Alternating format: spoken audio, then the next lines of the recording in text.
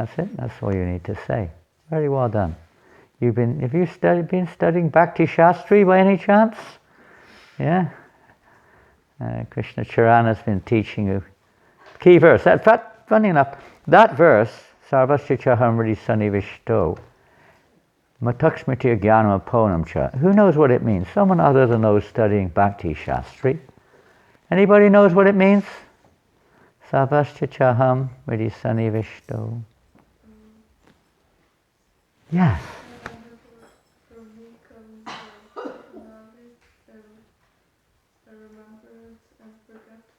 Very, very good. Well done. Thank you. Very good. Krishna is in everyone's heart. He says to Arjuna, I'm in everyone's heart. And from me come knowledge, remembrance, and forgetfulness. So you might say we have nothing to do with it particularly. I mean, it's all coming from Krishna, right? What have I got to do with it then? I'm just kind of like, an instrument or something. It's helpless. Well, it's a reciprocation. There's another famous verse, isn't there, in the 4th chapter. I think it's text number 11. What does Krishna say there? Does anyone know? Because, look at that. Wow. Excellent. What does that mean? Someone surrenders to me, I reward them accordingly. Really good, huh? As they surrender unto me, I reward them accordingly, you see? He gives you lots of money. Is that what he does? Huh? A big house, lots of money, right? Nice position. Well, he can do that if he wants, of course, and he does in a sense. If one surrenders to him in another way, maybe in terms of piety, following religious principles. But the higher purpose or the higher meaning of this is not just a material reciprocation, but it is what? What is that? Surrender unto Krishna. What is it?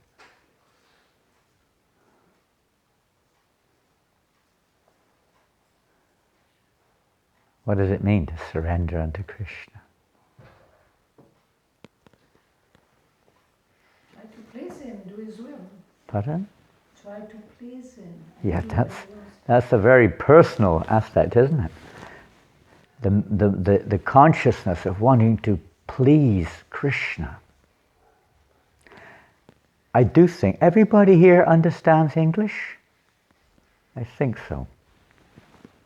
Anybody need French translation? No? Okay.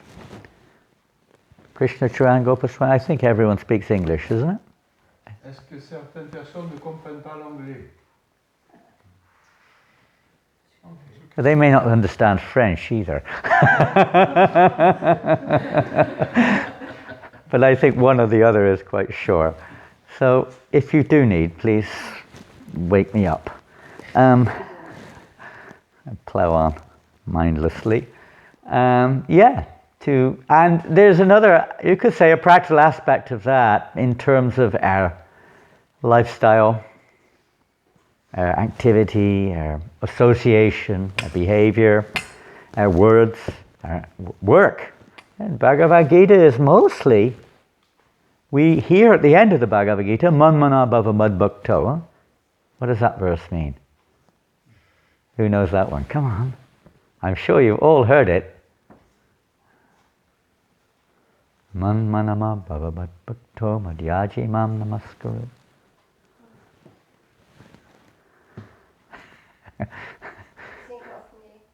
Think of me, well done. Not me, Krishna says. Unfortunately, we're sometimes thinking of me. I mean, ourselves, huh? Mostly, I guess. Our life is based around that, whatever we think is going to make me happy. But Krishna says, think of him. And what happens if you think of Krishna? What does he say?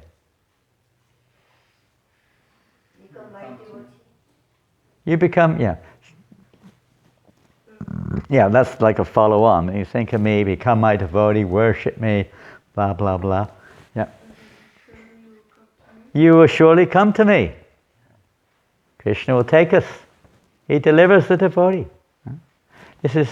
You could say this is the cream or the result of a life of related to Krishna. So most of the Bhagavad Gita is related to that point. It's all related to that point, every word. But in terms of practical, so we can actually remember Krishna at the time when we leave our bodies by practicing now. And it doesn't only include a kind of imposition like, I've got to remember Krishna. No, it's practical. A practical lifestyle which helps us to divert, or probably use the word dovetail, or gradually, turn our attention towards Krishna. Just like the Vedic literature. Now in that second half of that verse, which I think Chitralila quoted it, Sarvasya Chaham Vriddhi Sanivishto, what does the second part of that verse say? Does anyone know? Pardon? Krishna Charan, you were saying something? Vaivatinand? Pardon? Yes. Yeah, and what does that mean? Vedescha Sarva Ameva Vedyo Vedanta Krit Veda Videva Chaham. What does it mean? The goal of the Vedas is to know me. Yes. By all the Vedas am I to be known. Indeed, I am a compiler of the Vedanta, and the purpose of the Veda is to know Krishna. He's compiled the Vedas. They come from him. And all the Vedas is he to be known. The Vedas. Veda means knowledge. Huh? All knowledge comes from Krishna, ultimately. It may be, you could say, perverted through his various energies, and it comes out with material knowledge devoid of spiritual understanding, but it ultimately all comes from Krishna. So by following even basic Vedic instructions, one knowingly or unknowingly is the path of surrender to Krishna is going on. All religions of the world are supposed to be related to this principle. Whether they are or not, we will not discuss, but that's the principle. That's the principle. It is, where does religion come from? Is it made up by some prophet?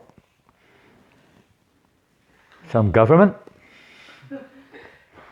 Make up religion? Some people think that's concoction, right? Where's it coming from? Krishna! What does religion mean in sort of simple definition? Connecting. Pardon? Connecting. Connecting? Connect. Connect? Yeah. It can be, yeah? It can be connecting. And what does it mean? In generally speaking, I don't know if that's what they say religion means, but what's the general definition of religion in modern day world? Religion is meant for that very purpose, to connect us with the source of religion, the Supreme Person. But what does it mean in modern terms mostly?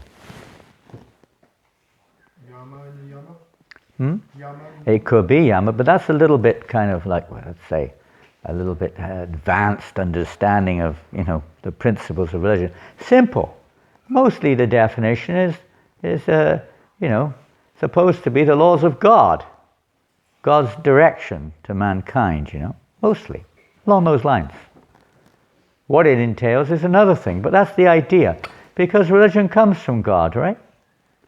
It's like if we make something, whatever it is, or create something, we may not be a creator much, but if someone creates some machine, invents a machine, or even if you buy a machine, I'm sure most of you have bought a mobile phone or have a mobile phone, for better or for worse. But usually there's a little book of directions, isn't there, that goes along with it? No? No more? Oh, it's on the phone itself, right? They have to press. He doesn't. She's not worried about all these things. Transcendental. But usually they give some book of, and if not, you have to find out somewhere. You go online how to use it, and so on. Huh? Because the producer or the sales company or whatever it is, they give this along with it. So similarly, along with human life, along with the world, we understand that the Creator, getting very simple here, the Creator has provided a guidebook. A guidebook. That's the Vedic literature. and literatures which are in relationship to the Vedas, which is the same principle. That's what religion is supposed to be. For human beings, we don't expect that animals will, follow these principles. They have automatically programmed. They follow according to their karmic nature. They don't have to, they don't generally see dogs sitting down, reading the Bible or whatever it is. Woof, woof. You have to, don't bark like that. That's a dirty, dirty bark. No more barking like that. No. Okay, they don't generally see this. They follow, there's no karma there. They're just following their all existing karmas. But in human life, it's a life of responsibility. But most people don't know what that responsibility is. So, dharmam tu shakshad bhagavat panitam. What does that mean? Religious principles are enunciated by the personality of God. Perfect. Yes, religious principles are enunciated or delivered, given by the personality of God. They're not man-made. We may, because of our own independent, whimsical desires, we may want to change things to suit our situation, but that doesn't really work. So surrender also includes following, on that level, the directions of God, varnashram, or whatever it is. Simple things sometimes. Something at least. It's a step. Many of you went on Sankirtan. Well, Sankirtan is more than just going on the street. We think sometimes, we're going on Sankirtan. Oh, do you want to come on Sankirtan? No, I'm too busy. I have other things to do.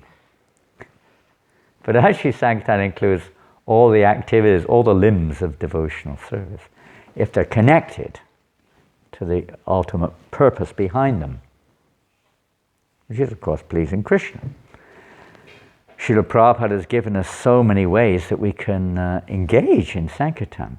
When Prabhupada was here in 1976, and Goswami was probably here, I don't know if anyone else was here in 1976, but when Prabhupada was here, I think it was 76, when Prabhupada asked that question about, are we going on Sankirtan? And somebody replied, we go once a week, Srila Prabhupada. Because, from here to get anywhere, maybe an hour or so more to get to Tours, a little less to Chateauroux, but they were going once a week, perhaps here or there. And Baba said, why only once a week? And they say, it's distance, we're in the country. Every day! Sankirtan, every day! What does that mean? Baba said, here in the temple? Doesn't mean you have to go 1,000 miles away. Kirtan, Sankirtan. What does Sankirtan mean? Glorifying Krishna together. Okay, yeah, that's one common understanding. Huh? Sangha means association, right? Kirtan, glorifying together. So whether we're cooking together, working together, uniting, unity in diversity, whether it's that, Prabhupada's one of his primary objectives in this movement was to bring that unity in diversity. We're all different, but how to bring us together with Krishna in the center, offering whatever we do for the pleasure of Krishna, working in the garden together, worshipping the deity. Now, worshipping the deity is not just behind the altar. Everybody, every one of us can engage in deity worship. It doesn't mean we have to go on the altar. Worshipping the deity is much more, you could say, the in-house worship of the deity. But we're all part. Prabhupada built a house for the whole world to live in, so one astrologer said. We all can engage in deity worship, and it's just bowing down in front of the deity, is worshipping the deity. Being clean when you come into the temple, being conscious, so many ways. Bringing things for the deity, growing vegetables, bringing them for the deity. Huh? Cleaning the deity's property. Huh? Cleaning our rooms. Everything belongs to Krishna. So thinking like that, this is worshipping the deities. There's so many angles. Pardon? Keep the toilets clean. Keep the toilets clean. That may be an indication that some of the toilets are not clean. Maybe. Keeping everything clean. Srila Prabhupada, and probably had the same thing here, but I know in London, Prabhupada would emphasize cleanliness so much. So much. Cleanliness is famous saying, isn't it? Huh? Next to godliness. Yeah. It's a common saying. Even in people in general, they say this quite often. Huh? And sometimes we hear cleanliness is godliness. They go together, cleanliness. And that doesn't just mean an external show. It includes internal and it includes environmental. It includes our body, our clothes, our rooms, our toilets, everywhere. Prabhupada was very particular about this, He would oftentimes, what Yamuna told us, maybe you've read it, I think it's in one of the memories or one of the Prabhupada Nectar books one time or something. She was very serious about cleanliness, Yamuna. Perhaps most of you have heard of Yamuna, one of the most famous devotees in ISKCON. Early days, she became a devotee in 1967. And what's she famous for? Many things. Oshantamaham Bhajami. Has a voice like no one else. Huh? Incredible. Prabhupada loved that, Govindam. What else is she? Famous for many things. And I mean, very special. Huh? Cooking, yeah. We all like that, don't we? This is a great way to surrender to Krishna, isn't it? What did you have in the feast yesterday? Lasagna? Lasagna? Was it good? Yeah? I think Manjuali, she's Italian. Yeah, we all, if you win a man or you win through the stomach, right? So Prabhupada did the same thing. He called us in this way. Prashadam. Yeah. Incredible. Weapon. How many of you, of course many of you were born in the association of devotees, but still, how many of us here today were really affected significantly by prashadam in this movement? How many were drawn by the prashadam? Anybody? I certainly was. I mean, we didn't know what was behind it. It was just like tasting like nothing in this world that we've ever had. Because most of you are young ones you lived your life in this regards. But those who come, and others, of course, through books and this and that, may have been combined, but especially the prashadam. Those days we didn't have lasagna and pizza and pasta. They were like untouchable foods, Cakes were untouchable. Ice creams were untouchable. It was kind of, in our Western way, it was kind of considered to be traditional. Krishna likes Indian food, or whatever you like, Chinese food, no way, That's for the dogs. We had this mentality, We didn't know. I mean, they or who or whatever, it was just coming. Everything was like so-called traditional. But there were some things which weren't so-called so traditional, such as simply wonderful. You know what simply wonderful is? Yeah. What did Prabhupada call it? Yeah. What did he call it? Pardon? What did he call it? Simply wonderful. That's what he called it. So he got his name. He said, this is simply wonderful. The ones were going out with these sweet balls distilling on the street, and probably, oh, this is simply wonderful. What is this? He said, this is also simply wonderful. And you are simply wonderful also. Everything was simply wonderful. Encouraging us. So, there was one thing that really stood out in my stomach when I first came to the temple. Did anyone else have an experience? Laddu. I'm asking you, not me. That didn't stick out at first. That came out later. Huh? Halava. It's incredible, isn't it? All over the world, everywhere, even in places you won't expect. Halavas had transforming effects on people's life. I was in Christchurch, about maybe 8 years ago. I can't remember when the earthquake took place in Christchurch. I wasn't there during. I went straight away a few days after to Christchurch, and the city was completely broken practically. And people, hundreds, thousands of people without homes, practically speaking.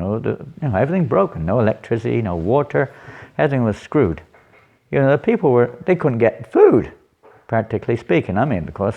And we set up Food for Life in a place called New Brighton, which is a very poor area of Christchurch. And so most of the houses were finished because of the earthquake. And we were distributing, the devotees were, I'll just go along with them a little bit. They were distributing prasadam, and halava was the main thing. People were walking 2 or 3 miles just to fill up their bucket with halava. They became addicted to halava. Ordinary people, Yeah. Just give me the halava, they'd say. We had khichdi and halava or something. Just give me that one, give me that one, give me that one. Just give me that sweet. It's incredible. It's sometimes we don't. There will. I know how I'm getting on to halava. I don't know. There's a special mercy of Srila Prabhupada, but it is so captivating. This is surrendering to Krishna. If it's offered to Krishna, not that we're just distributing free food, but offered to Krishna, then it becomes the greatest gift that people could receive. So kind, so merciful, Srila Prabhupada has given us this. And especially in the West, we make halava with butter. Now, I don't know, butter doesn't seem to be, maybe my taste buds are probably diminishing, but it doesn't seem to be as sweet and tasty as it used to be. But that just may be me. I'm an old man. I can't taste things so well, perhaps. But it used to be unbelievable, tasty. So tasty. It's true, you couldn't stop eating it. Devotees would go crazy over halava, huh? Crazy. You couldn't stop eating. It's just incredible ability to eat tons of halava. Could never cook enough halava. Everywhere we go, festivals, Sunday feasts, because we wouldn't generally get it every day. It was just the deities would get it. That was my first captivating effect, because when I came as a guest in 1971 to the temple, the Mahaprasad in the evening offering was incredible. The last offering, this was 8:30, 9 o'clock, whatever, was incredible. Samosas, halava, ladus, pakoras, puris, opulent fried subjis, and it was like a knockout. And it was saved for the guests. I'd been there since 1 o'clock, 10 to 1 I arrived. And I didn't leave the temple till 9:45 at night. I just came for one reason, to buy a Bhagavad Gita and go away. And I couldn't get away for whatever that is, 9 hours. I took prasadam 4 times in those 9 hours. They wouldn't let me go, And the last one was the killer, 9:15, 9:30 at night. The Mahaprasadam was saved for the guests, and I was the only guest. It was rice, dal and sabji. No, it wasn't even sabji. Rice, dal and chapatis 2 times, and fruit the other time. But the 4th time was the killer, and it was the halava which really finished me off. Everything else was a killer, but that was the real. That was it. It's like, you punch somebody, bang, bang, bang, and the final punch, boom, and they're gone. That was the final punch. It was hard to get out the door, but I had to go out, but I was soon back. And I learned how to make halava. Every morning before cycling to work, I would cook halava. My favorite, couldn't resist it, irresistible. Whatever it is, but somehow or another. Special